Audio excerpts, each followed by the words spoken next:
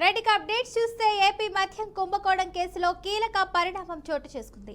ఈ కేసులో ప్రధాన నిందితుడిగా ఉన్న రాజ్ కసిరెడ్డి దాఖలు చేసిన రెగ్యులర్ బెయిల్ పిటిషన్ పై విచారణకు సుప్రీంకోర్టు నిరాకరించింది.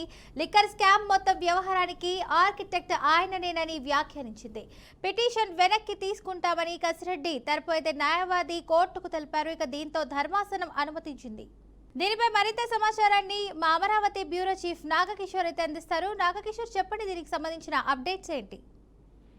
ఫాతిమా, ఆంధ్రప్రదేశ్ రాష్ట్రంలో సంచలనం కలిగించిన కేసు ఏదైనా చెప్పుకోవచ్చు అంటే అది లిక్కర్ కేసు అని చెప్పుకోవచ్చు. ఈ కేసులో ఇప్పటి వరకు కూడా అనేక మందిపై ఛార్జ్ షీట్లు దాఖలు చేసినటువంటి సిట్, దీంట్లో ప్రధానంగా మాజీ ఎంపీలు, ప్రజెంట్ ఎంపీలుగా ఉన్న వాళ్ళు, అదేవిధంగా మాజీ ఎమ్మెల్యేలు, గత వైసీపీ ప్రభుత్వంలో కీలకంగా పనిచేసినటువంటి నేతలందరినీ కూడా అరెస్ట్ చేయడం జరిగింది.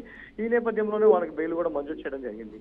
కానీ ఈ కేసులో ప్రధానంగా ఉన్నటువంటి నిందితుడు A1 గా ఉన్నటువంటి రాజ్ కసిరెడ్డికి సంబంధించి సుప్రీంకోర్టులో బెయిల్ పిటిషన్ మీద దాఖలు చేస్తే సుప్రీంకోర్టు కొన్ని ఆసక్తికరమైనటువంటి వ్యాఖ్యలు చేయడం జరిగింది. ఏదైతే రాజ్ కసిరెడ్డి రెగ్యులర్ బెయిల్ మంజూరు చేయాలంటే కూడా అతని తరపున న్యాయవాదులు సుప్రీంకోర్టును ఆశ్రయించారు. అయితే సుప్రీంకోర్టు ఈ కేసుకు సంబంధించి ఆధారాలన్నీ కూడా పరిశీలించినట్లయితే రాజ్ కసిరెడ్డి కీలకమైన వ్యక్తిగా మేము భావిస్తున్నాం కాబట్టి ఈ బెయిల్ ఇవ్వడానికి మేము నిరాకరిస్తున్నాము. దీనికి సంబంధించి మీరు హైకోర్టులో తెలుసుకోవాలంటూ కూడా సుప్రీంకోర్టు చెప్పడం జరిగింది. ఈ నేపథ్యంలోనే ఇప్పుడు రాజ్ కసిరెడ్డికి సంబంధించినటువంటి న్యాయవాదులు ఆ బెయిల్ పిటిషన్ కూడా విత్డ్రా చేసుకున్నట్లుగా కూడా సమాచారం అందుతా ఉంది. ఇప్పటికే దీని మీద పూర్తి స్థాయిలో దర్యాప్తు చేసినటువంటి ప్రభుత్వం కావచ్చు, సిట్ బృందం కావచ్చు, దీని మీద ఇప్పటికే కోర్టుకి కొన్ని కీలక ఆధారాలు కూడా సమర్పించడం జరిగింది. దీని మీద పెద్ద ఎత్తున ముడుపులు చేతులు మారినట్లు, అదేవిధంగా ఈ కేసుకు సంబంధించి పెద్ద ఎత్తున హవాలాలు జరిగినట్లు, అదేవిధంగా బంగారం ట్రాన్సాక్షన్స్, ల్యాండ్ల మీద కూడా ట్రాన్సాక్షన్ జరిగినట్లు ఇప్పటికే సిట్ కొన్ని ఆధారాలను కూడా సేకరించింది. వాటిని కూడా కోర్టు ముందు పెట్టడం జరిగింది. ఇప్పటికే రాజ్ కసిరెడ్డికి సంబంధించినటువంటి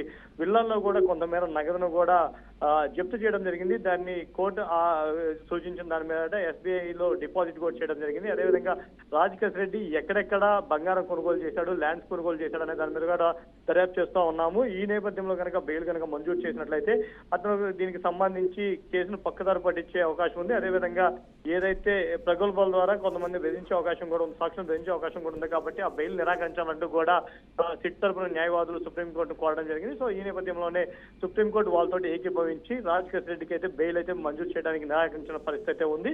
సో ఏదేమైనా కానీ ఇది ఏదైతే కల్తీ లిక్కర్ కేసు ఏదైతే ఉందో, గత వైసీపీ ప్రభుత్వం తీసుకొచ్చినటువంటి ఈ లిక్కర్ లో పెద్ద ఎత్తున అసలు ఏ ప్రభుత్వ బ్రాండ్ లేకుండా అది వాళ్ళు ఓన్ గా తయారు చేసేసి దీని మీద పెద్ద ఎత్తున కూడా ముడుపులు చేతులు మారాయని చెప్పి కూడా ఆరోపణలు అయితే వచ్చున్నాయి. దీని మీద లాస్ట్ టైం ఏదైతే ప్రతిపక్షంలో ఉందో బీజేపీ కావచ్చు, టీడీపీ కావచ్చు, జనసేన యుద్ధమే చేస్తున్నాయి. మేము కూటమి ప్రభుత్వం అధికారంలోకి వచ్చాక దీని మీద పూర్తి స్థాయిలో విచారణ చేస్తాం, దీనివల్ల కొన్ని వందల మంది ప్రాణాలు కూడా కోల్పోయారని ఆరోపించున్నారు. సో దానికి సంబంధించి విచారణ చేస్తున్న నేపథ్యంలో పెద్ద ఎత్తున ఈ కల్తీ మద్యానికి సంబంధించి ఆశ్చర్యకరమైన విషయాలు అయితే వెలుగులోకి వచ్చాయి. ఈ నేపథ్యంలో మొత్తం దీని అంతటికీ కూడా రాజ్ కసిరెడ్డి కీలకంగా వ్యవహరించినట్లుగా కూడా ఇటు సిట్ గుర్తించి ఇదే విషయాన్ని కోర్టుకు కూడా తెలపడం జరిగింది. ఆ వాదంతో కోర్టు కూడా అంగీకరించడం జరిగింది. Fatima, right, thank you Nagakishore for the update.